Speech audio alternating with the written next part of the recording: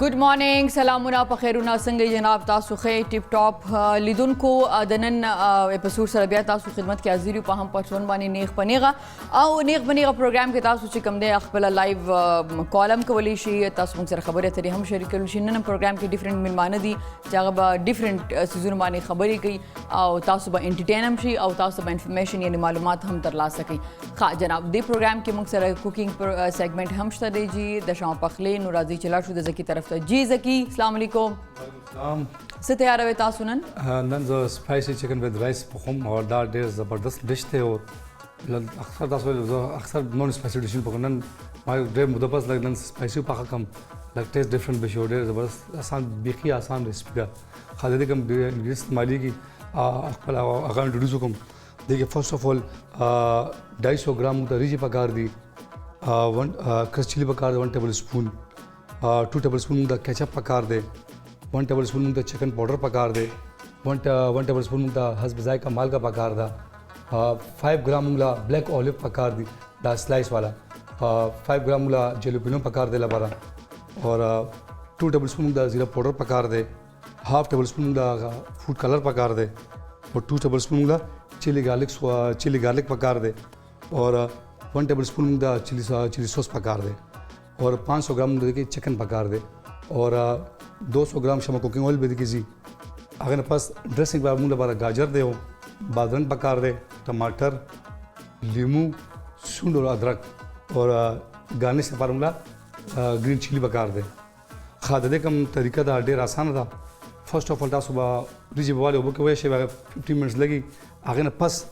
कम दा चिकन वाले में दाबा मैरिनेशन बके संग मैरिनेशन संग के اول چکن د پیسز وکړ کې زبا خلکو خپل کوم کتول اگر ټول وخم دسه دا چکن فلې ده دا پیس کې دا سلایس به جوړه دا سلایس به جوړ کې هغه پس دا چلی سوس کرس چلی اور مالګه دا کې دګي به ایډ کو اور 2 टेबल स्पून ور برنا شم کوکینګ آئل واشو اور دلا 15 منټ موږ پکار ده میرینیشن لپاره دا به سیټ اپ کیږي هغه پس دا میرینیشن وشي هغه پس لاړ وشو د دې سوس څنګه تیاریږي فرست اف اول شم کوکینګ آئل ووالو هغه پس دا سون او دا اوګه دا به چوپ کو اور میډیم فلیم باندې لګون ته آئل به ګرم کو هغه پس دا لږ سوته بشي څنګه سوته شي هغه پس کیچپ چلی گارلک سوس کرش چلی سوس چکن پاؤڈر اولیو ग्रीन ऑलिव هغه حسب ذائقه مالګه जीरा पाउडर और دا food colour دا پکې ایډ وکړو هغه بس دله تقریبا 20 یا 25 منټس باندې پروب مدام آج باندې پخوبه څنګه دا سوس پخېږي څنګه ټینګ شي د خپل کلر بچي شي بل تر لاړ بشو موږ دا چکن موالو شم کوکینګ آئل کې دا هاف څنګه به هاف ډن فرای وکړو څنګه فرای شنه بس پیسونه کړو دا پکې ایډ کو غنه بس کوم چاولي دی هغه به شم کوکینګ آئل کې فرای کوو دا طریقه دا به ځای پس موږ ډیش آوټ بشي دا صحیح ده thank you زکی لیدونکو اور کوټه شاندې پرې کلو واپس راستانه کی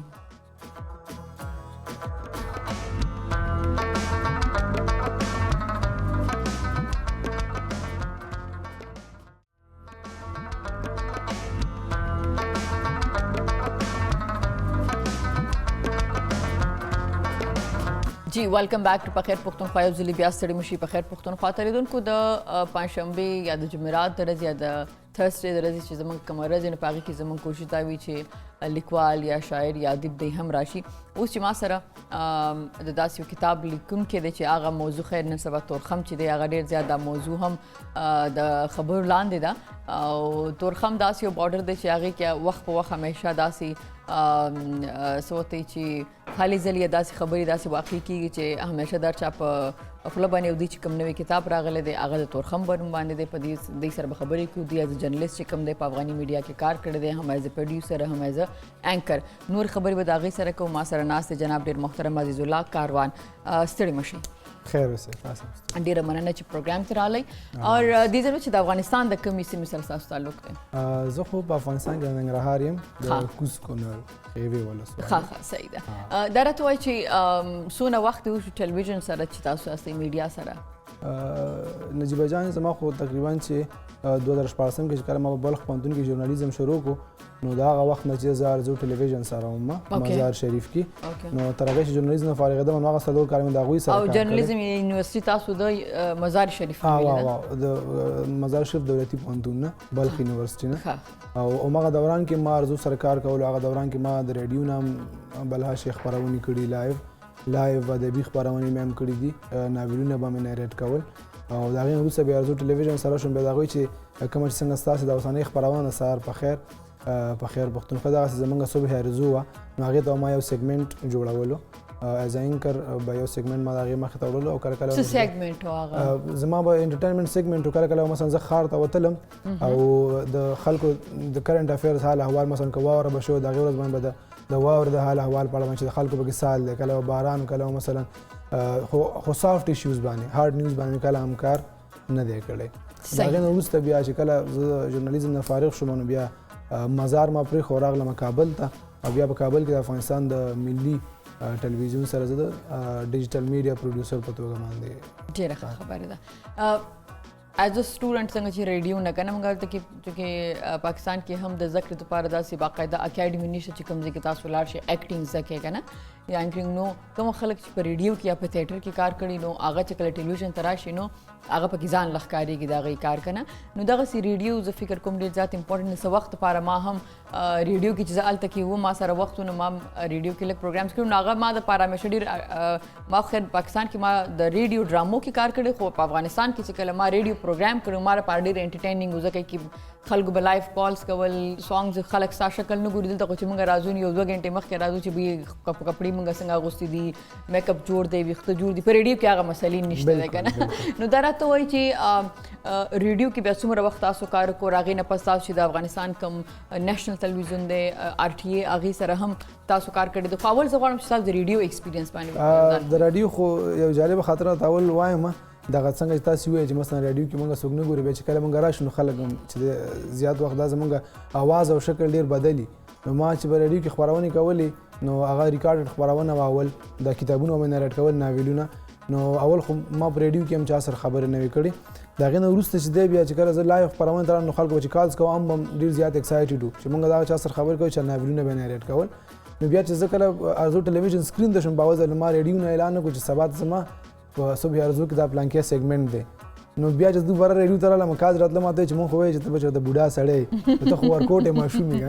نه تاسو د ناولز خبره کوئ نو په پاکستان په افغانستان کې داسې لیکوال چونکې تاسو د هغې نریشن کوو نو داسې افسانې چې هغه تاسو ته یاد دي یا داسې کتابونه یا داسې لیکونکي چې هغه ته ذکر کول غواړي چې زیاتره افسانې چې تاسو ویلې هغه د دې وخت دا تیر چې کوم 20 کال په دې وخت کې لیکل شوي وي که نه پخوا د کوم چې سبب موږ ورته وایو چې د کوم د هلته کې کوم نظام و 40 کاله مخکې د هغه وخت ولیکو ناولونه نجیب جان اکثره زما به د کتاب په مقدمه کې هم دا لیکلي چې زما ناول به نور نه متفاوت په دې خاطر چې دا په دې نږدې ماضي باندې لیکل شوی د جمهوریت په دې اوسني سقوط باندې اشرف غني دولت پر باندې کوم وخت چې تاسو ریډیو کې راځم هغه خبر ته راځم هغه وخت چې ما کوم ناولونه ویل هغه ټول هغه جنگ باندې لیکل شوی کوم چې مثلا هغه حادثې وپکې کوم چې ثور انقلاب منصر غیر مثلا ما جنگزاد ناول ویل هغه مغه د سور انقلاب د جنگ کیسې د پکې د ریډیو نه نریټ کړي یا مثلا کزارو ناول د مینې قصه ډېره ښایسته کیسه خو ټول ناولونه اکثره داسې چې په تیرو زمانو 10 کاله مخکې 20 کاله مخکې د داسې زمانې قصې امیجن کړي تصور کړي فکشن کړي چې هغه د خلکو سترګو نه لږ لرې ښکاري خو ما په دې ناول کې کمال دا کړی چې ما کال مخکې کیسه داسې فکشن کړی چې بیا هم خلکو د خپلو سترګو نه لرې حال ښکاري ځکه چې موږ په ملي ټلویزیون کې او تاسو ته پته ده چې په ملي کې هر وزیر هر مشیر سره ستاسې لیدنې کتنې ځي راځي بیا په خپله باندې ملي ټلویزیون رئیس چې کوم یا په خپله د وزیر حیثیت لري تاسو د هغې سره غونډې کوئ کینئ پاسئ یعنې د خلکو د سترګو نه مخکې موږ خبرې کوو چې څه راځي د خبریال نظر د نورو خلکو په نسبت باندې تیز وي هغه څه ګوري چې نور خلک یې نه ګوري نو ځکه موږ هغه خلکو ته وړاندې کوو چې نور خلک ترې خبر نه نو ما په دې ناول کې په دې خپل ناول کې ما کوشش وکړ چې زه په نږدې ماضي باندې ولیکم خو په هغه حالاتو باندې ولیکم چې د خلکو سترګو نه دي کتلي زما او ستا سترګو کتلي د خلکو سترګو کتلي دا ناول خو اکثره دی چې لیکوال چې کوم دی کنه هغه سوچ وکړي هغه یو فانټسي یا د هغه یو سوچ دی چې داسې په فلاني ځای کې داسې 2 کریکټرز وو هغې دا شي خو تاسو چې کوم ناول دی تاسو دا وایئ چې تاسو ناول چې دی هغه چې څه تیر شوي دي په ریالټي کې بالکل بالکل تاسو په رښتیا باندې هغه لیکلي کوم چې ریالټي کې څه تیر شوي دي تیر یو نیم کال مخکې بالکل خلک ناول خود سیس د جدار فکشن نه بغیر ناممکن دي بس مثلا هغه څه چې په افغانستان کې تیر شوي دي هغه به از اټ از شته دی خو فکشن شوي دي مثلا که زه ووایم چې ما پکې د نجیبي په نوم یو کرکټر جوړ کړی خو هغه به داسې څوک نه پېژني چې دا د هغه نجیبه چې په لمر کې یا اوس په هم ټي وي کې ده یعنې هغه فکشن شوی کرکټر بیا د هغې هغه لارې بدلې شوي یعنې د کرکټرونو په ژبه باندې نو دا د دې ناول لیکلو ته ایکسپیرینس دې څنګه و آیا دا هغې انسپایر کړي کوم ناول چې به تاسو ریډیو کې ویله هغې انسپایر کړي چې دا ولیکي که نه یو نیم کال مخکې چې زه به حادثه ورته ووایم چې کوم وشو په افغانستان کې جمهوري نظام چې کوم سقوط وکړو هغه حالاتو دې ته مجبور کړي چې ته ناول ولیکي دې دواړو کې کومه وجه نجیبه جان ټول ناول خو باید دا ووایم چې زه د ځینو لیکوالانو ډېر زیات متاثر لکه نصیر احمد احمدي شو الله دې وبخي او دلته مثلا د نوخار لیکوال میاں لطیف شاه شاهد صاحب د دوی ناولونه چې کله ما نریټ کول زما په زړه کې پاته چې کاش زما داسې یو ناول وی چې زه اوس پردي نریټ کوم چې ما خپل ناول وی چې یا ما یا یو بل چا ته نریټ کړی نو هغه وخت نه زما دا ارزو خو چونکې ناول لیکل لپاره د موضوع انتخاب ډېر زیات پیچیده وي او بیا داسې موضوع انتخابوي چې ته په هغې فکشن کې هغه د ویلو لایق وي چې څوک یې ووایي څوک یې پوره کړي مثلا ستا کتاب څوک یو غنټه 2 غنټې ولې ورکړي دا ډېر مهم سوال دی د لیکوال لپاره نو چونکې زه کله کابل ته رالم او دا هر څه ما وکتل دا داسې یو ټراجډي وه چې د هر چا د ټولې دنیا لپاره قیسې وي د ټولې دنیا رسنۍ په دې باندې ډکې شوې د افغانستان په سقوط باندې چې څه وشو لکه دا یو حادثاتي طور باندې د یو نظام سقوط حادثاتي ته موږ ځکه چې خلک وایي دا خو حادثاتي نه حادثاتي زموږ لپاره داسې دی چې لکه ما دپاره نایټ میر چې لکه دا دونه زر هر څه د منځه تلل لکه دا د چا دپاره د منلو وړ نه وه نو بیخي لکه څه چې په خوب دې سترګې خلاصې کړې بیا یو شی نه نو دومره زر هر څه وشول که نه ښه اوس راځم ستاسو کتاب طرف ته تورخم چې د هغې ټایټل دی که د هغې نه موږ ته څه تاسو شیر کول غواړئ زما د کتاب اصل کې ټایټل چې دی تورغم دی تورغم دی تورخم ته چې دی موږ دویم رنګ تورغم ورکړه اصل کې په دې کې ما یو ځای کې یو جمله لیکلې وه په ناول کې یو داسې سین دی چې یو مریض راځي د کینسر مریض چې مرګ یې حالي خو په تورخم کې د کشمکش د وجې د هغه نشي کولی چې دې خوا راواوړي خلک یا په مریضۍ اعتبار نه کوي یا نور مشکلات د دې خوا نه یا د خوا نه نو هغه نه راپرېږدي نو هلته د کوم مریض چې لور ده ورسره د هغې د خولې نه ما دا جمله فکشن کړې وه چې دا څنګه تورخم دی دا خو باید تورغم وي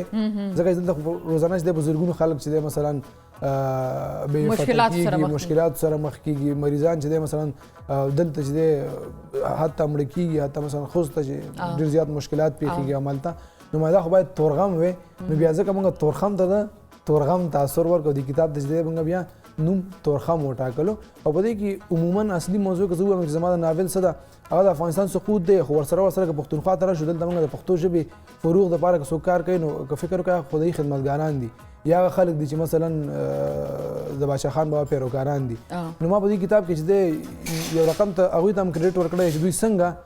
توګه باندې د پښتو ژبې د فروغ لپاره کار کوي خو موږ تاسو ګورو د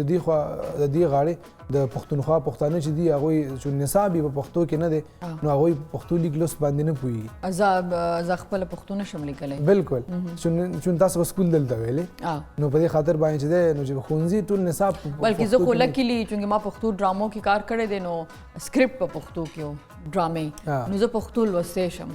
ادروایز زما چې څومره سبلنګز دي هغې یا زما نور چې کوم دوستان دي پښتو نشي لوستلی بالکل لکه ما په کې دې مشکل ته ډېر ښه اشاره کړې ده او د حل لاره مې رایستې ده چې دا مثلا څنګه یعنې ناول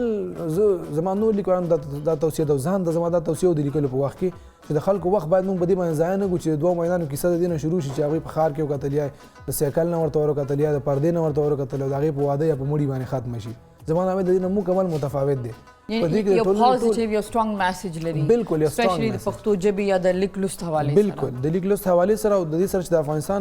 د افغانستان د حالت ولې داسې دي د دومره جمهوریت په یوه شپه کې چې موږ ویده شو سهار راپاسېدو طالبانو دا څنګه سقوط لکه 10 کاله بالکل لکه د 10 کالو مزل زموږ څنګه په یوه شپه کې صفر شي دا ته وایي که نه دا خو دې ته موږ حادثه یې ویلی شو ځکه حادثه یو دم داسې کیدی شي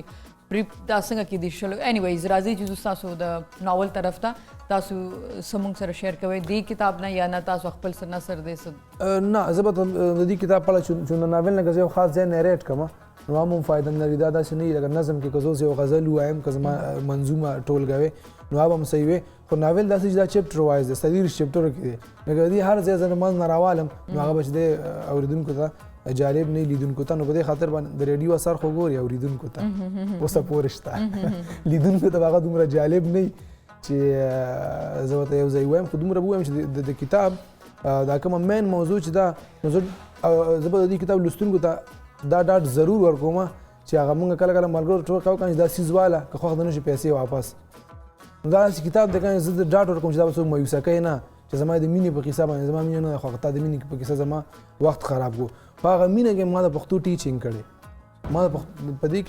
کې مین کرکټر چې کوم دی غرضې د هغې د پښتونخوا د یو خدایي خدمتګار د لور سره مینه ده او د خدایي خدمتګار لور په پښتو باندې نه پوهېږي. نو دوی دا مینه همداسې ده چې ما په مینه باندې وخت ضایع کړی نه دی. که دوی مینه ما فکشن کړی ده نو د پښتو په ښودلو مې فکشن کړی دی چې اجینۍ چې د خدایي خدمتګار لور د غواړي پښتو زده کړي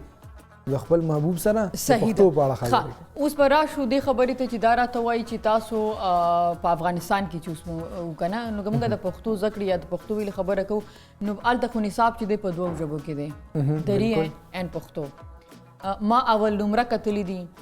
ما سره د پارلمنټ ممبرز راغلي دي، ما سره ډاکټرز راغلي دي، ما سره پروفیسرز راغلي دي، پښتو به نه ورتله. نو اوس دا راته ووایه چې آیا هغوی په نقل باندې اول نمره کېدل او داسې نه ده چې زه دا وایم چې نه واقعي هغه ډېر پوه خلک وو ټیک ده او هغې سوسایټي کې یو ځای درلوده چې ما سره به شو ته راتلل بټ که هغې سره ما خبرې کړې نو هغې او زه راغم زما چونکې زه پښتنی یم ما فارسي چې په ژوند نه واورېدلې خو څلورو میاشتو کې ما فارسي زده کړه. سو نو په افغانستان کې هم دې شیز دپاره څومره کار کړی ځکه چې دا خبر داسې نه ده چې یو فارسیوان یا ازبک یا تاجک دې پښتو ووایي خو چې ته سبق وایې او ته په خپل مکتب کې اول نمره یې ته څنګه اول نمره یې چې ستا پښتو نه ده زده لکه دلته کې خو دا یم چې ځکه زما پښتو لیکل نه دي زده نو خو هلته نصاب کې نشته دی. په افغانستان کې خو په دوو ژبو کې د نیشنل لینګویج چې د هغې دی فارسی یا دری یا پښتو ده دې دپاره تاسو څه کړي؟ ډېر ښه هغه ته اشاره وکړه که زه پخپله چې ما په مزار کې سبق ویلی ما په فارسي ژبه کې ویلی ژورنالیزم ما 4 کاله لیسانس ما په دري ژبه کې کړی دی په مزار شریف کې. اول ته ما خلکو سره ګپ لګولم ما یا خو پښتانه ډېر زیات ټیلنټډ دي یا تاسو ډېر زیات متعصب یې وایي ولې ما زه مثلا د پېښور نه راغلی یم زه په پېښور کې لوی شوی یم ما لیسان په پېښور کې ویلی د افغانانو په لیسه کې سید جمال الدین افغان لیسه کې او ما زه د هغې نه رالم زه په الف او ب باندې تاسو سره فارسي کې نه پوهېدم زما 3 میاشته زه فارسي ورکوم خو تاسو په داسې یو ملک کې اوسېږئ چې د هغه ملي او اولنۍ ژبه پښتو ده تاسو ته پښتو نه درځي ما خو موږ ایکسټرا ټیلنټډ یو یا تاسو چې دی مثلا ایکسټرا تنبلان هستئ که نه نو دا مشکل افغانستان کې شته دی او دې ته ښه وکړو چې اشاره دې ورته ځکه زما په کتاب کې هم دا مشکل ما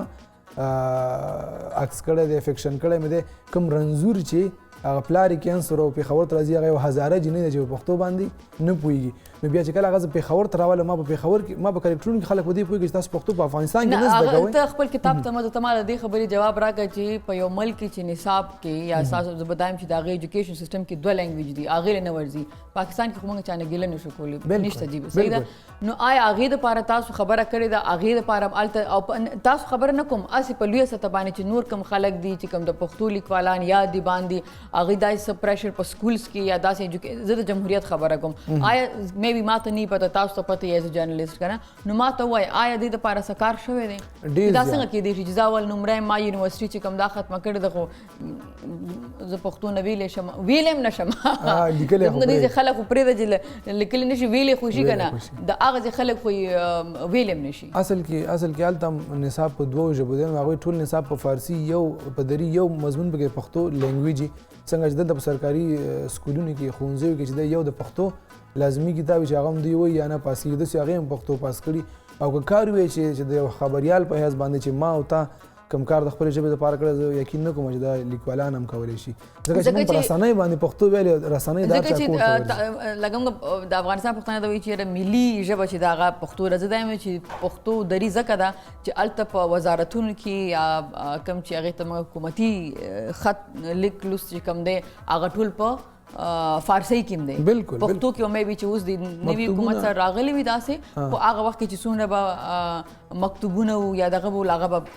دري کې به راتلل که نه او ډېر غټ وزیر به صحیح ده خو هغه پښتو نه شوه ویلی که نه لکه هغه به داسې وزیر نه و چې د خارج نه هم ډېر راغلي خو هغه خلک چې کوم په افغانستان کې سبقونه ویلي و پاتې شوي ول هغې دپاره مو دا راته ووایه چې اوس واپس راځم ستاسو کتاب طرف ته دا کتاب کله چاپ شو او دا که خلک غواړي چې ترلاسه یې کړي نو چېرته یې ترلاسه ولی شي؟ نجیب جان کتاب خو چون ناولونه اکثره او زیات خلک به دا فکر هم کوي چې ناول به وي نو به د مینې قصه وي. دا ما د مینانو په ورځ باندې چې دی 14 فبروري باندې 14 فبروري باندې دا مونږ نشر کړی او دا په پېښور کې کتاب کور ادارې چې دی دا هغوی چاپ کړی او هغوی چې دی د دوی ناشران دي نو هغوی سره هم دی مثلا پېښور کې چې نورې غټې کتابخانې دي یونیورسټي بک ایجنسي یا د باچا خان مرکز کتابتون چې دی چې زه اوس کار هم کوم په باچا خان مرکز کې د عوامي نیشنل ګوند سره نو هلته هم شتون لري. دارنګه ما کابل ته هم دا کتابونه لیږلي دي او په څو ورځو کې دننه دننه به چې دی په کابل کې هم په ټولو کتابتونونو کې ترلاسه کولو وړ وي. ښه دا راته وایي چې تاسو ویلي چې زه د پښتو دپاره غواړم چې داسې کار وشي لکه کوم چې تاسو په خپل ناول کې ذکر کړی دی چې اکثر نه د دې ځای چې کوم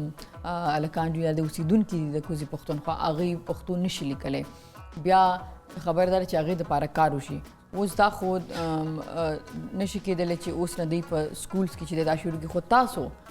از دا چې اکټیویسټ یو تاسو غواړئ چې پښتو ژبې دپاره کار وکړي هغې له وده ورکړئ نو څه اکټیویټیز تاسو کوئ یا څه پلانز هم شته فیوچر دپاره چې دا خپل نیو جنریشن چې دی نوي هلکان جنکۍ چې کوم دي دوی څنګه خپلې ژبې سره مینه داسې پیدا شي چې هغه زده کړي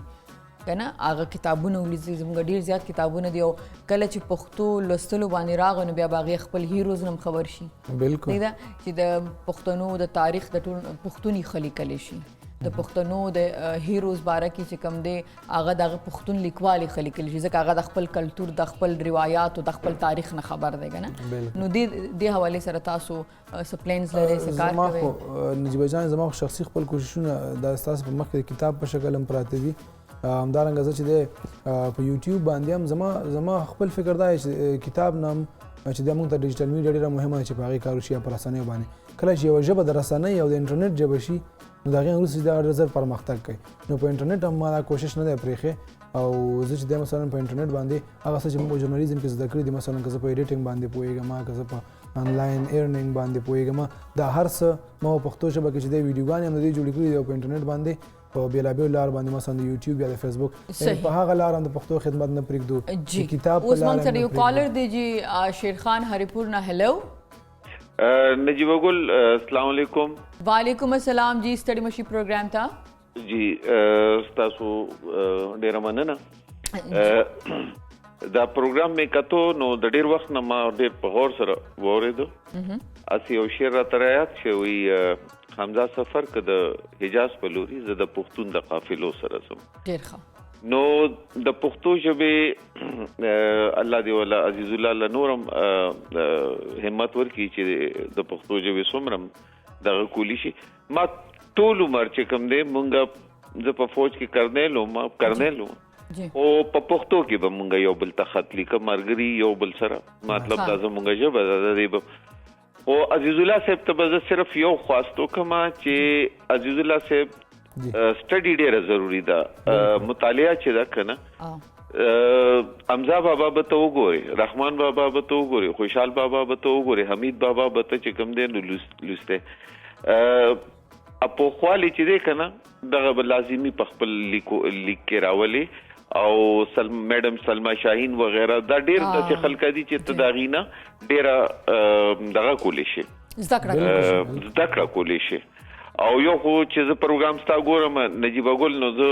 چې کومه جذباتي خبره راشي نو زما سره یاره دا پیدا شي چې ستا په سترګو کې چېرته یو اوښ زه ما سره همیشه د دې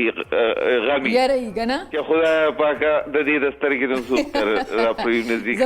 زما خو پوره ډېره جذباتي نو I met you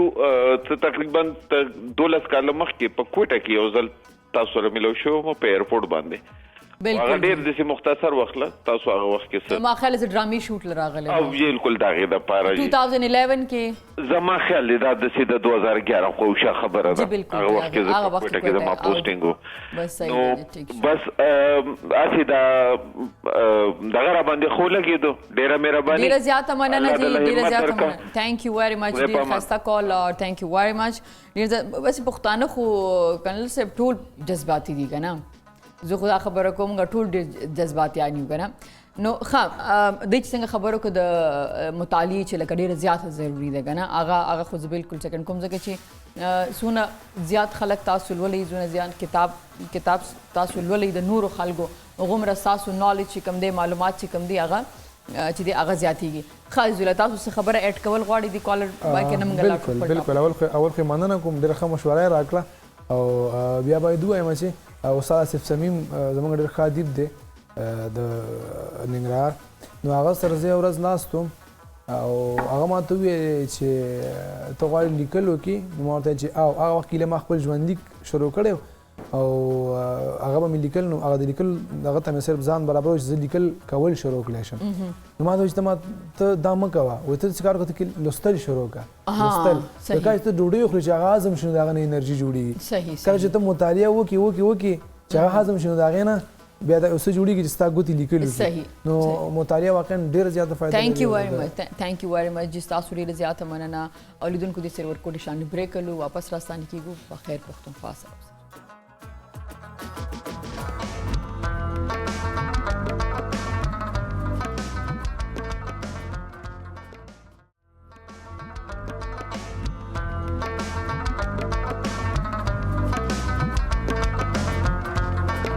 ویلکم بیک ټو په خیر پښتونخوا یو ځلې بیا ستړي مشي په خیر پښتونخوا ته لیدونکو همدې سره زما د کچن طرف ته شما پخلی سیګمنټ ته د دې لپاره موږ سره مرسته کړې شوه بناسپتي اینډ کوکینګ آیل جوړولو والا زکی کوکینګ کم ځای ته ورسېدو بس میډم ما څنګه مخکې سټارټینګ کې ویلو ما چاول اوبه کې ویشل هغه تیار دی هلته ریډي دي هاف ډن دي که نه هغه نه پس دا ما مخکې ویلو 2 ټیبل سپون شمو کوکینګ آیل به والې هغې نه پکې دا چکن میرینیشن کم ما میرینیټ کړی دا هدې کې مشهور دی او دې باندې کم سے کم لایټ میډیم فلیم باندې پخېږي او دا به کوشش وکړي 19 بجې دا طریقه ده او دا ډېر اسانه ده او دا څنګه تیار شي هغه پس موږ لاړ به شو بل طرف ته د دې سوس به تیارو څنګه دا هاف ډن شي که نه صحیح ده دا راته وایي چې زکي که دا چکن سو ګریل کي هم کیدای شي داسې بالکل میډم څوک خپل خوښ سره دا او که د چکن په دې سو فش دې سره خوړل غواړي نو هم ټیک ده که نه بالکل میډم هر جو سړی خپل چوایس دی بیف کې خوښوي یا فش کې خوښوي یا بل څه کې په خپل سبزي کې آپ ځان ته څه کولی شي تاسو دومره غټه نشته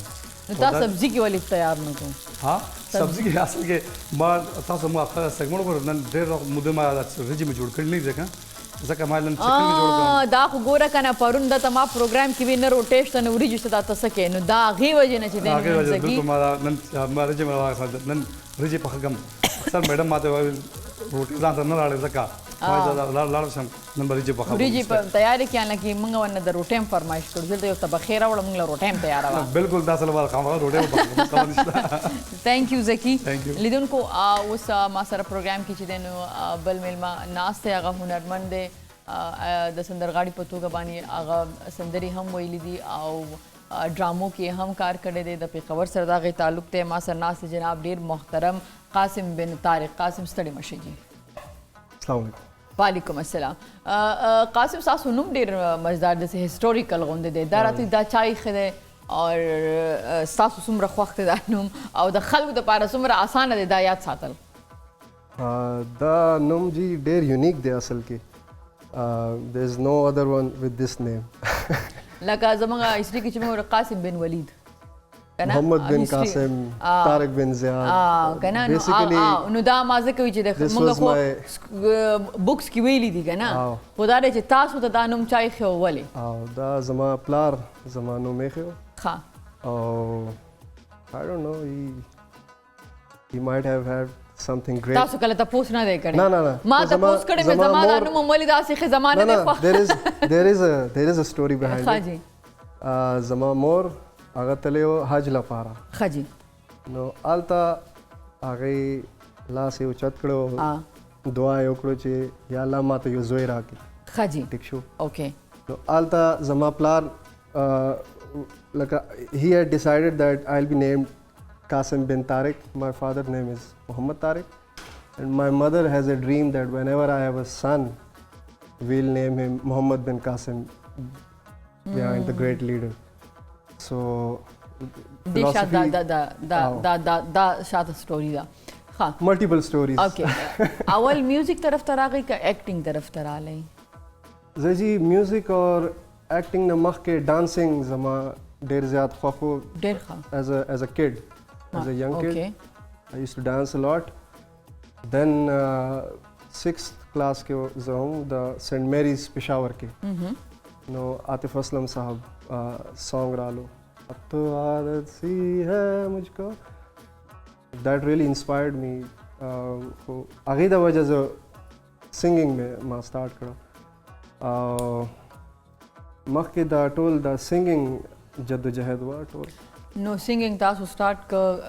موسیقي هغه د پاره باقاعده زده کړه کړې دا څنګه هم سٹارټ ک ګیټار هم راواغو سٹارټ هم ک کنه دا سکول س فنکشنز کې به تاسو چې کوم د سنگینګ کول یا کوم استاد تاسو چې باقاعده یو هنر دی چې هغه تاسو زده کې دا اصل کې سٹارټ شوی و ډېر مخکې نه چې زه سنت میریز های سکول زمونږ او هلته یو هر میاشت کې یو جنرل اسمبلی کېدو. جنرل اسمبلی کې څوک هم چې پرفارم کول غواړي هی کین پارټیسپیټ. ښه سو هغه کې I used to sing, I used to dance. I remember once I played a girl, my class fellow, Ali Raza, he was singing that song. मेरे सामने वाली खिड़की में एक चांद सा टुकड़ा. और हमारी वो मैडम थी, मैडम नौरीन ने मुझे कहा कि आप बहुत प्यारे, इतने आप प्यारे लगते हैं कि आपको अगर मैं लड़की बना दूं तो आप बहुत ज़्यादा खुश होंगे सब. और वो स्टेज पे एक बड़ा मज़े का अली गाएगा, कासिम लड़की बनाऊंगा सब. तो वो मैंने किया, मेरा दिमाग पता नहीं कुछ. ښه نو بیا سنگینګ څنګه تاسو باقاعده زده کړه وکړه تاسو No, استاد شته I haven't learned from anyone, just by trial and error. اوکې بیا چې کوم تاسو سانګز ویلي دي ایز ا سنگر کنه نه لس چې یو لسونه سانګز دي نو دا بیا تاسو خپل کمپوز کړی دي تاسو کمپوزر لاړی چې تاسو دا وختي ماته چې دا ټول اردو ژبه کې دي تاسو چې کوم سانګز دي کنه نو دا غي شعرونه تاسو څنګه انتخاب کین دا غي باره کې راته چې اول سانګ ظاهر خبره ده چې تاسو ور دومره ینګ ایج نه د سنگینګ سره شوق نه اول سانګ چې تاسو ریکارډ کولو دا غي د لپاره تیاری چې کوم نه سونه ایکسایټډ وي او د هغه سانګ تجربه راته ویندا نه چې ټول سانګ تاسو ویډیو سره کنه صرف اډیو دي. No ji, most of them are with videos. ها جی See, زما چې struggle وکنه هغه لک ډیفرنٹ وا. ماشومتیانه ماته د میوزک ټیچرز او دا سہولیات څه دونه زیات نه وي پېښور کې growing up. صحیح So after school زه ایډورډز کالج کې زما داخله وشو پری انجینیرینګ جی 2008-2009. هلته ما ډیسایډ کړه چې زه به اسلام آباد یا سبل شهر ته به لاړ شم, لاهور ته هاسټل کې به اوسېږم, ښه جی ګیټار به واخلم, زده به کوم. هغه ټایم کې یوټیوب او دا ټول چیزونه نه وو او افورډینګ ا ټیچر was a big thing back then, even now as well. So thanks to YouTube, I mean ما ټول ګیټار هم د یوټیوب نه زده کړو. ډېر ښه سنگینګ بس چې پریکټیس پرفارم لایف پرفارم کیپټن پرفارمینګ د کوم سندرغاړي غانو باندې تاسو پریکټیس کولو هغه ټایم کې چې لکه مې تاسو نیمه سنگینګ ته راغلی وای کنه او چې راغلی وای تاسو strings یو بینډ دی. جی بالکل strings ډېر زیات. اوکې د جنون جی ټول د پاکستانی سانګز چې وې د کال all the داسې به چې بستانه سواورو نو موږ خبرې ډېرې زیاتې وکړې کنه اوس به سواورو تاسو صحیح ده کنه او دا به مور چې بای دا ګیټار دی وای چې ما د یوټیوب نه زده کړم راځي ګورو چې د یوټیوب نه څومره ګیټار زده کړی دی.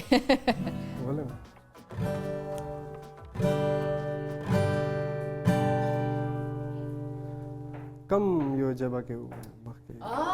کڅونه ژبې تعالی درځي پښتو اردو نه I have one song in Pashto. Okay. Urdu, English I can do whatever, but ما should I فرمایش sing a Pashto song at the moment or am I getting a chance to sing later on? څنګه تاسو خوښي پښتو هم صحیح ده. ښه خو دا song زما dedicated دی زما مشر سسټر ته آپ ہی مونږ ورته وایي او آپ ہی تا بالکل دا سانګ زمونږ طرف نه پی تاسو ته ډالې دي پلیز.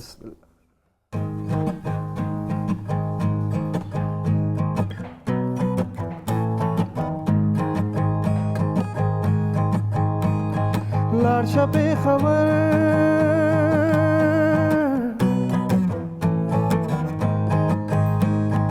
लाड़ शपे खबर तक मिस्तोर माला रोड़ा ताजा ताजा गुलुना त्रेसलोर माला रोड़ा लाड़ शपे खबर तक मिस्तोर माला रोड़ा ताजा ताजा गुलुना त्रेसलोर माला रोड़ा ताजा ताजा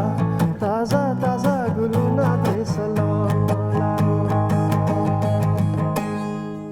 بس آبی بخویلا را توقشی و تابع بس کو انت دې پکې ونه وي اوس دا لکه د شو نه لګ لاس پنځل مټ 15 پہلے فرمایش رالو کنه سوري فار ماي بروکن پښتو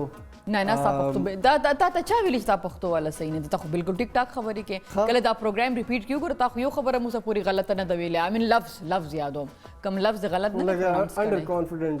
نه نه بالکل صحیح دا چې تاسو چا ویلی دا غلط ویلې ده مو سره پوری چې ما سره سونه کنورسیشن کړل بالکل ایک هیڅ غلطی نشته سیریسلی تاسو ګورئ هغه کې بالکل څه غلطی نشته څوک تاسو وایي کنه دا غلط وي فلحال پوری خو ما هیڅ غلطی نه ده پیدا کړې پټان فرندز پلیز لسن اوس پوری خو هغه به موري اوس پوری خو تاسو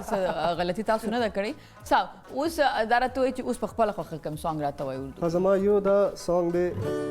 دا انډیا کې ډېر ښه روان دی لکه یا چالي کله دی کمپوز چا دی the half of the song is written by a friend okay and half of it is written by me ها or the composition or lyric writing or that all the khpalam kom mostly my songs are everything is done composed by you. and then I go to a producer and you know it's Sahi. a collaborative effort راځي چې وورو yeah okay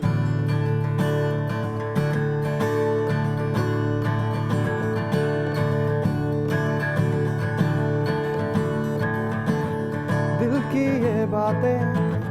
कह तो रहे हो बातों में तेरी वो चाहत कहाँ है नैनों में तेरे बस गया हूँ नैनों में तेरे वो खुमार कहाँ है आ गए हम कहाँ रहना नहीं अब तेरे बिना फासले जो मिट से गए दूरियां अब दिल से मिटा तो सुनो मेरे दिल की ये आवाज तो सुनो गहरा है मेरा प्यार We have time?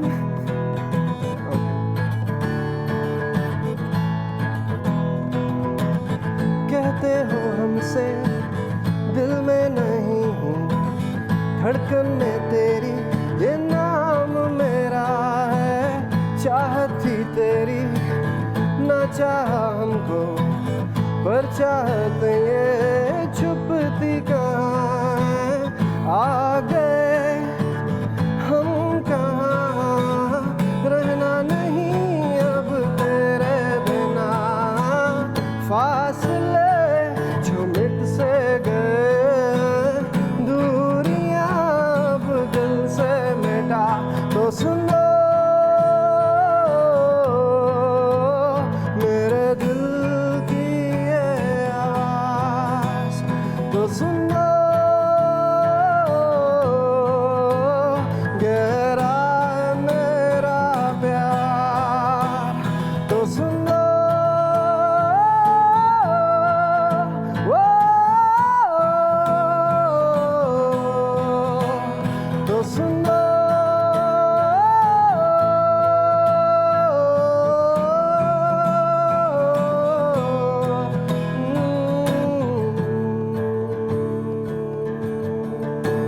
I'm not sure نایس if دی you have ډیر ښایسته more ډیر time خوند or not. نه نه نه ټایم هم شته دی او ډیر خوند دی او ډیر زبردست استاد خو ګوره دا اکثر بلکې کنه ټیلنٹ وی انسان کې کنه نو هغه استاد یا هغه چې باندې کارو شي هغه لک پالیش شي خو ټالنت دی نو ستا आवाज کې اف کورس ظاهر خبره ده چې هغه ټالنت تا کې شته د سنگینګ او هغه ستا چې سونګ وي نو موږ ته ډېر زیات خوند واغست ډېر خوند دی وکړو ثانک یو ویری مچ Coming it from you means a lot. نه نه We're a big موږ fan ثانک of یو ویری you. مچ Obviously, تاسو رالی او Madam is خوند a وکړو big star, and you know ما چې بig star نه she's a very big star. and اوس coming it from her, راځه او دا اوس زما تعریفونه کوي ځکه چې زه د کم تاسو کوم هغه ما دې په خپل ما اصل کې تاسو آیو PSL میچ کې تاسو ته مې لیدلی وو لالا چې 6 والو کیمرا کې جی میډم ما جړل so I remember you from there. I mean, okay I thank was you very happy when موږ پښتانه ډېر ایموشنلی وختي یو کالر راغلی هغه موږ ډېر ایموشنلی اصل کې هغه بس لاست پلیئر وو او لالا ما وی دا خو پېښور زلمی لاړو موږ سیمی فائنل د پاره وګره او ما ته نو وره چې ما باندې کیمرا ده نو ما خاله چې سونه دواګانې وظیفې پاغه ټایم باندې ما شروع کړې وګره چې لالا با چکا والے ما بدل تنورم جړه تیز شو مې چانس ته آوټ نشي کنه ها او ذاتی تاسو اکټینګ هم کړی دی اکټینګ ته څنګه را لې اور دغه باره کې مراته وای د ماډلینګ باره کې مراته وای اصل کې ایکټینګ دا سے شروع شوه او چې one day I just decided that صرف په میوزک باندې I can't survive or I can't you know stand my ground music के अलावा भी like I need to do more things as well. صحیح وي एक्टिंग और डांसिंग دا شروع نه زما ډیر زیات شوق و ډانس د ماشومتونه به تاسو کنټینیو کنه پریم بس ټول زما پلار ماته موویز کول اوکے اول د دلیپ کمار مووی مغل اعظم او شاروخ خان فلم واجی دا دل والے دلہنیا لے جائیں زما پلار ماته ویل چې پتر ای بی پشورین تو بھی پشوری ہیں ای بھی وڈے اسکرین تے بادشاہ نے ایک دن اللہ تنو بھی بناوے تو he basically sowed the thought in my head that ها او هغه نو بیا اکټینګ تاسو را لې اکټینګ ته زه رالم بیا 2018 کې او زما first day of acting at TV it was with Imad Irfani. We became great friends ever since. It's been 5-6 years. We even met like one day ago. I was in Lahore for a shoot. تو هغه سره زما هغه ډراما و تاوان نو مو هم ټي وي سره و اوکے او هغه نه پس بس اور کمرشلز ماڈلنگ کمرشلز کے ماڈلنگ کرے دے ریمپ واک یا فیشن شو no ریمپ واک I've never done that. Maybe someday if I have that physique and all, maybe I would love to try. But at the moment I just love performing. Okay. Whether it's in a TVC, DVC, here, wherever. I just love performing. So उसके लिए मैं कर रहा हूँ अभी recently एक आपको अपडेट मंगा ब्रेक कर लो बिया राज वापस खबर ओके श्योर जी निधुन के और कुरिशानी ब्रेक कर लो वापस रास्तानी के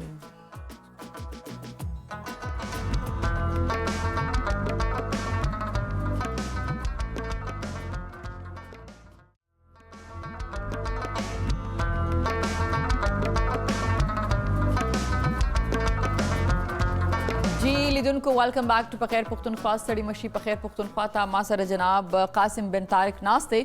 او د نما بریک کې تپوس کول مې یو تپوس مې کوم دا وزه اونیرم کوم دا چشمې دی ولې چولی ته نه غواړي چې موږ ساسترګي وګورو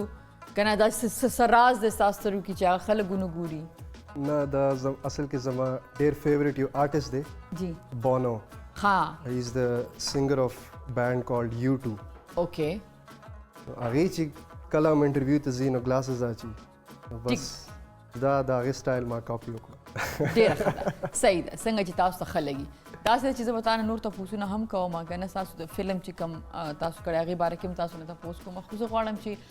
څنګه تاسو ماته شروع کې ویل چې ما یوټیوب نه یا ما هغه سینګر چې هغه باندې پریکټیس به دغه سندرو باندې ما کو نو د سینګینګ طرف ته راغم نو دا هغه آرټیست چې کم دی دا غي نه تاسو مونږ ته وروي دا غي سانګز نه دا هغه وخت نه د کوم سینګر چې تاسو فالو کوي I mean like ها کوم تاسو عاطف اسلم عاطف اسلم صاحب is the reason چې تاسو میوزیک کیه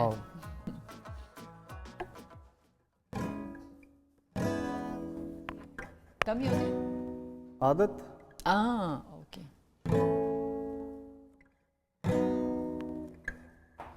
दूर जितना भी तुम मुझसे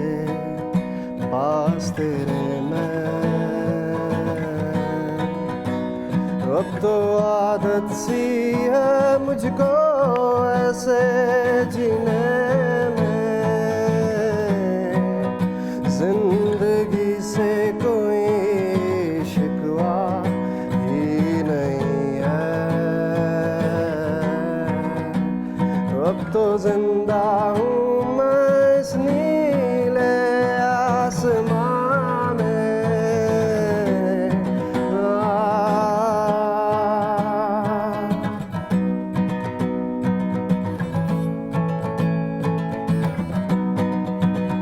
चाहत ऐसी है ये तेरी बढ़ती जाए, आहट ऐसी है ये तेरी मुझको सताए, याद गहरी है इतनी दिल डूब जाए, और आंखों में ये हम नम बन जाए।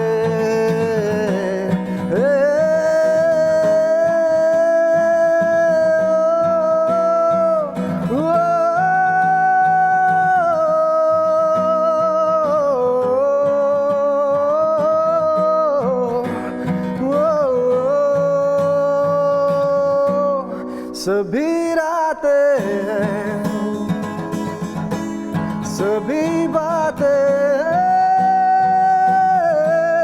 घटा दो इन्हें, मिटा दो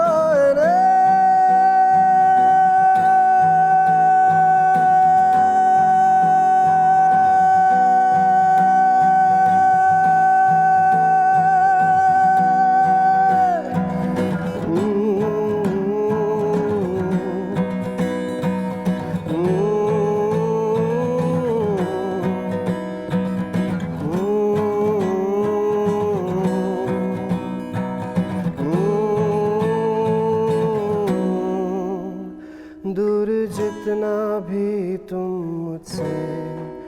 पास तेरे मैं, अब तो आदत सी है मुझको ऐसे जीने में, जिंदगी से कोई शिकवा ही नहीं है, अब तो जिंदा हूँ मैं इस नील आसमां में।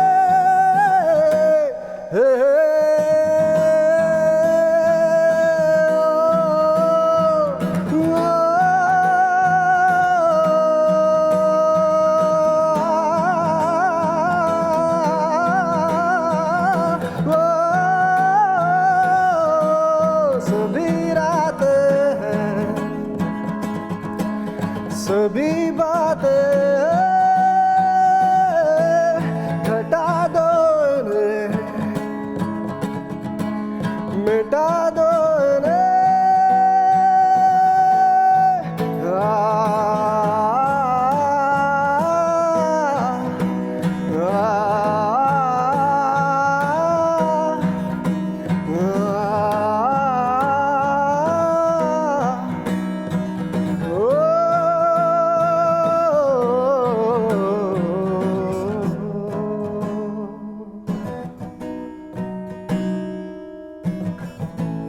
डेर ख़ाब जी, थैंक यू वेरी मच जनाब। उदाहरण तो वही सिंगिंग, मॉडलिंग और ड्रामा ता टूलना साथ आसान कमी हो दे, ग्रांड तक कमी हो दे। Acting and modeling, this is the most difficult, I think, because there's are time consuming. बिल्कुल There's are patience body, बिल्कुल उम्दा से you know. स्क्रिप्ट याद आवा और यो डायलॉग चीज़े सुसु ज़ला बवे यो ज़ेने बसुसु ज़ला वॉक के राज़े बा कल बताना गलत ही, कल कैमरामैन ने गलत ही, कल बसुक आवाज़ की शाता, कल एक्टर ने डायलॉग ना आगा सास पाले। It's very long. सासु फिल्म बारे किरा तो इता फिल्म की car Film ji I got lucky. I'm playing a character in Shoaib Mansoor Saab's upcoming film Asmaan Bolega, हाँ and hopefully it's going to be released soon. Fingers crossed. ډیر ښه thank you very much تاسو را لې ډیر خوند یو کو اوس لګ تا خوراک ولا شوقین یې فوډي ولې صحیح ده نو موږ کچن کې زموږ چې کوم شیف دی ډیر زبردست کوکینګ کوي او نو ګور چې هغه کوکینګ کم دې تر رسول امین لګ دې تر رسیدلې چې تاسو موږ افر کولی شو جی زکی تاسو کوکینګ کمپلیټ دی کنه سونه ټایم دی بګی ना मैडम तकरीबन 15 minute note लगी रहा कम सोच रहा तैयारी है ना हाँ دا او دا امپورټنت دی دا سوس چې تاسو د دې بغیر دا رایس خونم نه کوي دا کوم چکن دی دا کې کوم اډ کوم کنه د دې بغیر تیاری کې بنا چکن خو ډیر مزیدار براون زبردست سور کړی دی ماته لګ د لګ غونډه کې ښکاری ماته چې چکن ډیر مزیدار چې دی نو سور کړی بالکل دا میډم ما سٹارټینګ کې تاسو ویلو دا ما بالکل گرل کړل هاف ډن کنه دا پیسز بکټ بشي ابادي کې اخر سټم سوزم کو تیاری کی تب دې کې اډ کوګا نه خدا واپس سوس کی تاسو بس سوس کې بیٹھ کو ان شاء الله هغه پاس به څنګه تکي کې باغ نه پاس دا اکثر خیال کوي با دا کم سوس تیار ہے کنه دا بالکل میډیم فلیم باندې پخېبا اوکے جی थैंक यू زکی ها درته اکثر موږ چې سنگر ځکه نه هغه وی زدا خورم دا نه خورم بیا زما مری خرابېږي بیا نو تاسو پریز کوي چې یاره تروش نه خورم یا غوړ نه خورم یا څه بس نو مرچکي بس اوایډ کوي تاسو چې سپایسی نه وي spicy زما like it upsets my stomach nothing else اوکے صحیح ده دا غانې وجه نه اوکے جی thank you very مچ ډیر زیات مننه چې تاسو راغی جی کور ودان لیدونکو یو ور کولی چاندي بریک کلو واپس راستان کی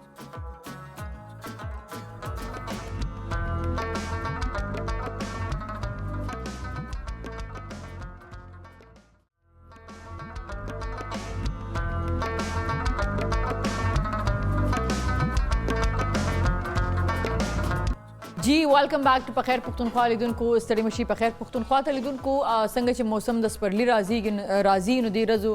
شپو کې چې د ودونه ډیر زیات شي فنکشنز چې دي هغه ډیر زیات دي ځکه چې نه ډیره زیاته یخني او نه ګرمي او نه پسرلي موسم کې ودونه ډیر زیات دي او کلرز هم دي کې ډیر ځان مزدار نو موږ داسې یو فیشن ډیزاینر راغوښتل چې هغه تاسو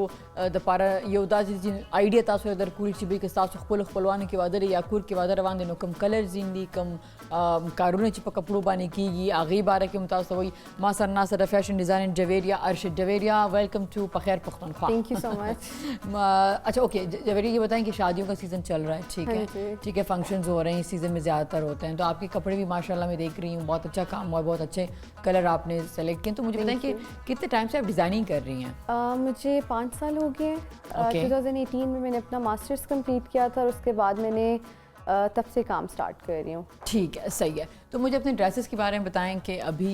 जो यहाँ पे लेके आई हैं आप माशाल्लाह से अभी आपके साथ जो रेड है ये दुल्हन के लिए है या दुल्हन की बहन के लिए ये ब्राइड के लिए ब्राइड के लिए ये फर्स्ट डे का ड्रेस है ओके हम देख सकते हैं हाँ श्योर अब इवन आजकल लोग जो हैं वो ब्राइड की बहन भी इतनी ही हेवी पहन रही हैं और प्रेफर कर रही हैं इतने फॉर्मल्स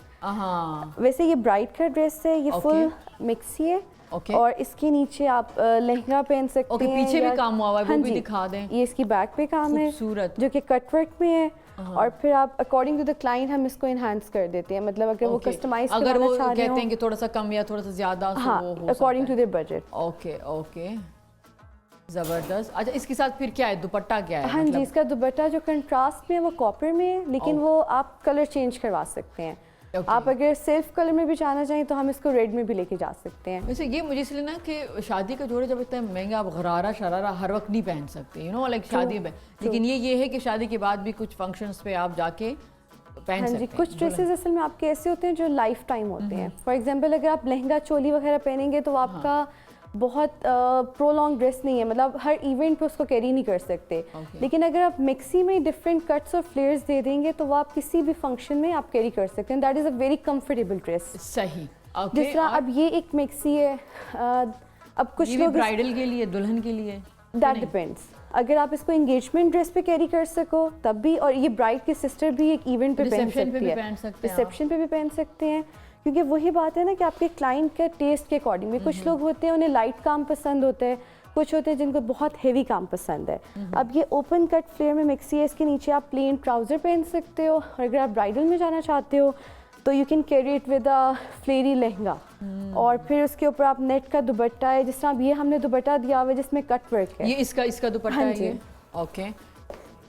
ये वाह वाह वाह वाह वाह, ये हो गया दुपट्टा इसका। मैं खोल दूँ? हाँ हाँ श्योर। हाँ, ओह काफ़ी माशाल्लाह काम हुआ हुआ है इसके ऊपर, लगता है खर्चा हुआ हुआ है। हाँ जी। ओके, इस काम को क्या कहते हैं इसके ऊपर ये जो कट हुआ वर्क है, ये जो इसके बीच में स्पेसेस हैं ये कट वर्क है, और बाकी ये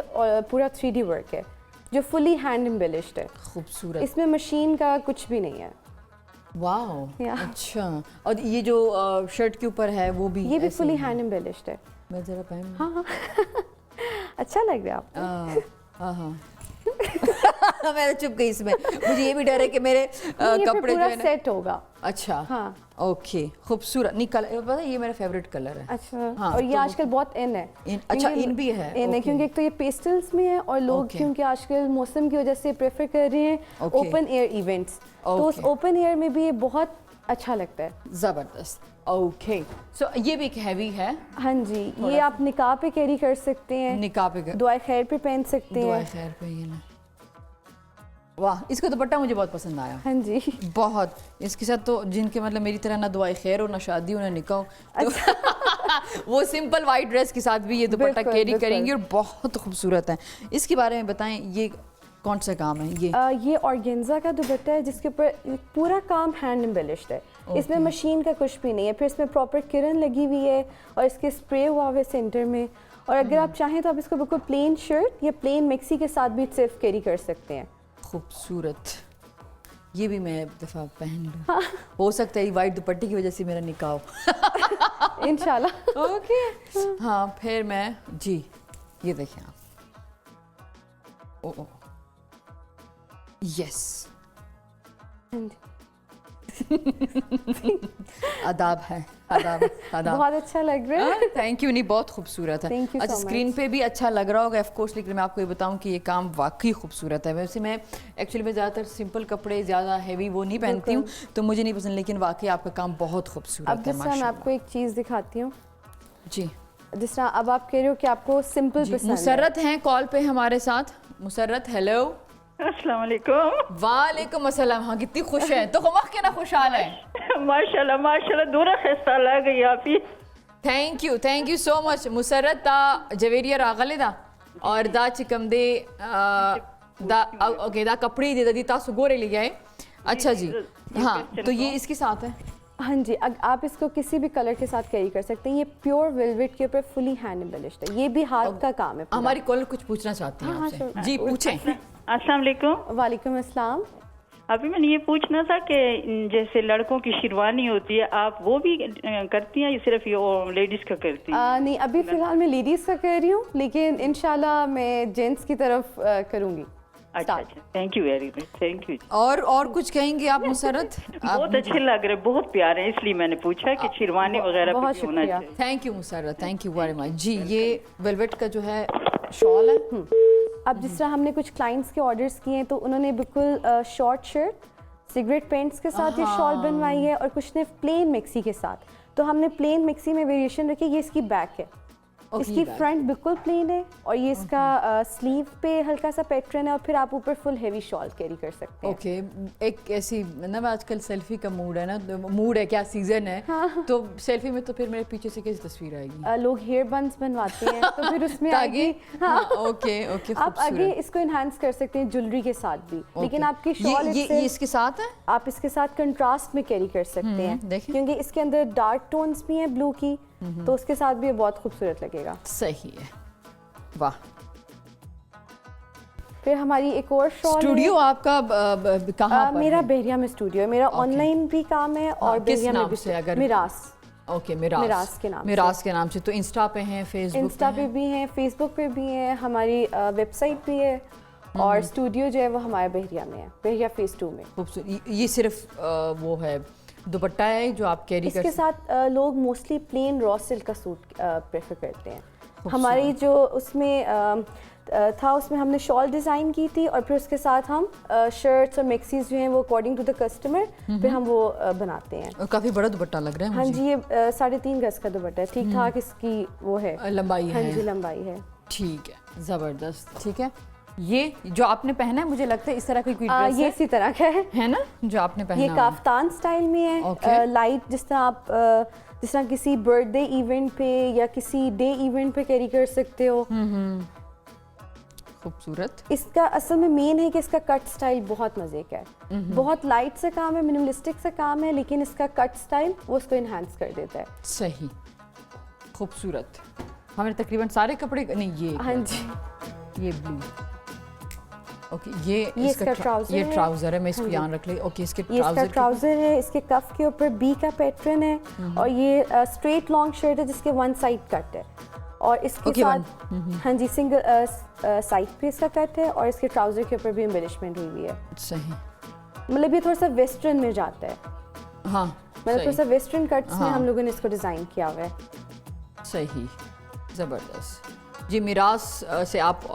ऑनलाइन भी ऑर्डर कर सकते हैं लोग आपसे। जी बिल्कुल, मिराज को आप इंस्टाग्राम पे और फेसबुक पे दोनों पे आप हैं वहाँ पे। और आजकल ना जैसे प्लीज़ बैठिए, जैसे आजकल शादी ब्याह के दिन चल रहे हैं, ठीक है, फंक्शंस हैं लोगों के, और कभी कभी ये होता है ना कि आपने बहुत सारा प्लान किया होता है कि ये करेंगे, लेकिन आपको कभी कभी डिज़ाइंस का नहीं पता चल रहा होता, और जिस तरह अभी वेदर चेंज हो रहा है, ठीक है, तो वेदर अचानक चेंज हो रहा है, ठीक है, तो फिर इंसान को समझ नहीं आ रही थी कि आजकल कलर कौन से इन है और कौन से कलर में कौन सा काम ज़्यादा अच्छा लगेगा। अच्छा, तो मुझे बताएं कि 5 साल से आप हैं तो रिस्पांस कैसा मिल रहा है आपको? एंड ऑनलाइन, जाहिर सी बात है ये पेंडेमिक के बाद लोग जो हैं ज़्यादातर ऑनलाइन बिजनेस के ऊपर आ गए, तो आप स्टूडियो पे ज़्यादातर लोग आते हैं या आप ज़्यादातर ऑनलाइन ही सेल करते हैं? हमारा 50-60% ऑनलाइन है, लेकिन स्टूडियो का मेन पर्पस ये कि जिस तरह कोई ब्राइडल क्लाइंट्स होती हैं, ठीक है, तो फिर उनके ट्रायल्स के लिए और अगर उन्होंने कोई चीज़ फिटिंग करवानी है उस चीज़ के लिए, ताकि आपको पता है जब तक कस्टमर कोई चीज़ लाइव नहीं देखता उसको काम की समझ नहीं आती।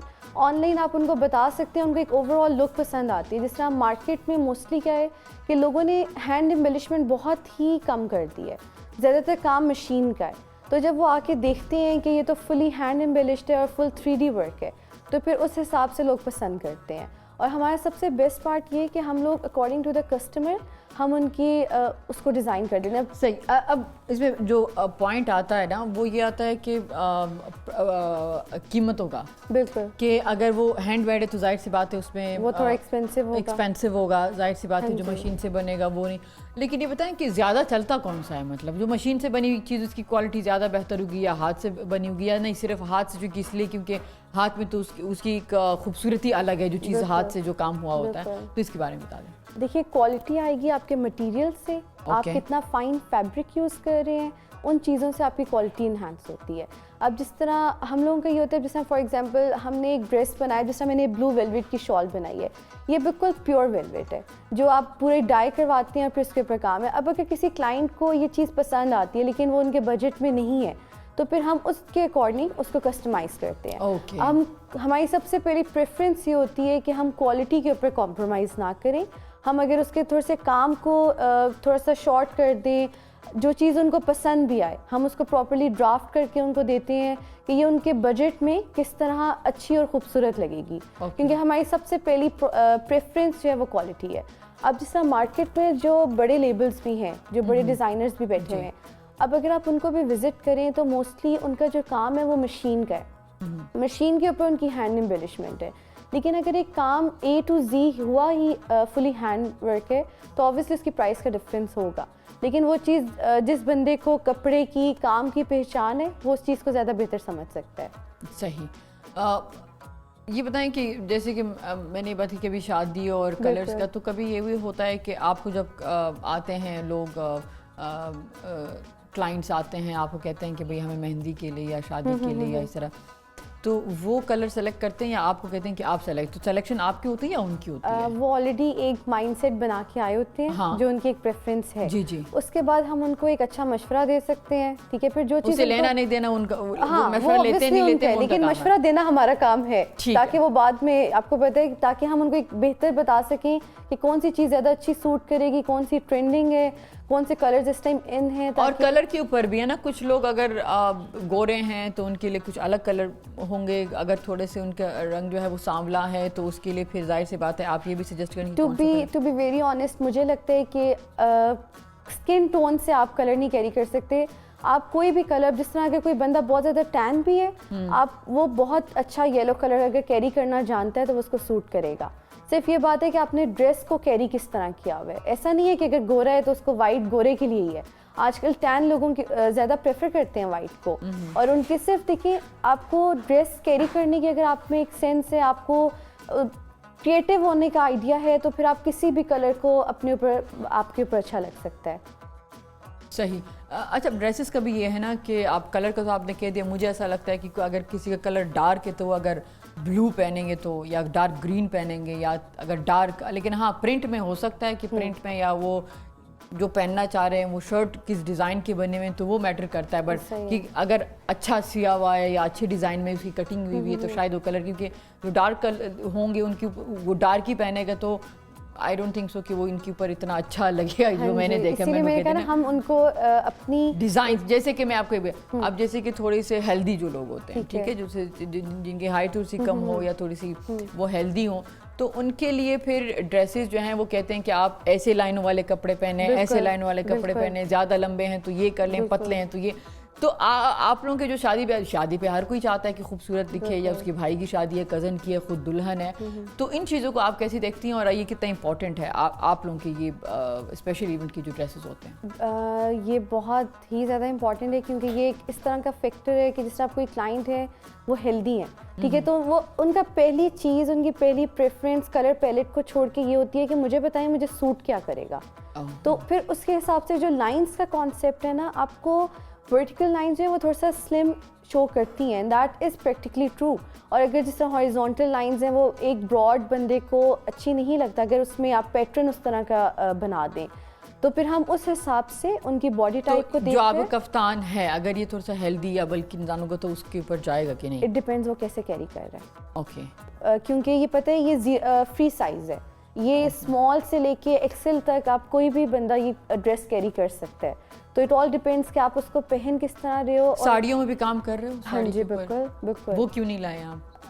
उसकी अभी रिसेंट कलेक्शन नहीं थी इसलिए नहीं लाई, लेकिन अगर कोई कस्टमर हमें कहते हैं तो हम बना कर देते हैं। ठीक है, सही है। थैंक यू वेरी मच जी जवेरिया अरशद, डेरा ज़्यादा मनना तासुर आ गई, तो आप भी कह सकती हैं डेरा डेरा मनना, डेरा डेरा मनना मनना। ओके, इसका मतलब क्या है? थैंक यू डेरा डेरा मनना। थैंक यू जवेरिया जी। लिदुन को उस जमा दशाओं पखरी तरफ था और जकी डिश बिल्कुल रेडी दे डेर खस्ता लगी। Thank you. और दावंगा खुरिया पता लगी जिस संग दे। Thank you Zaki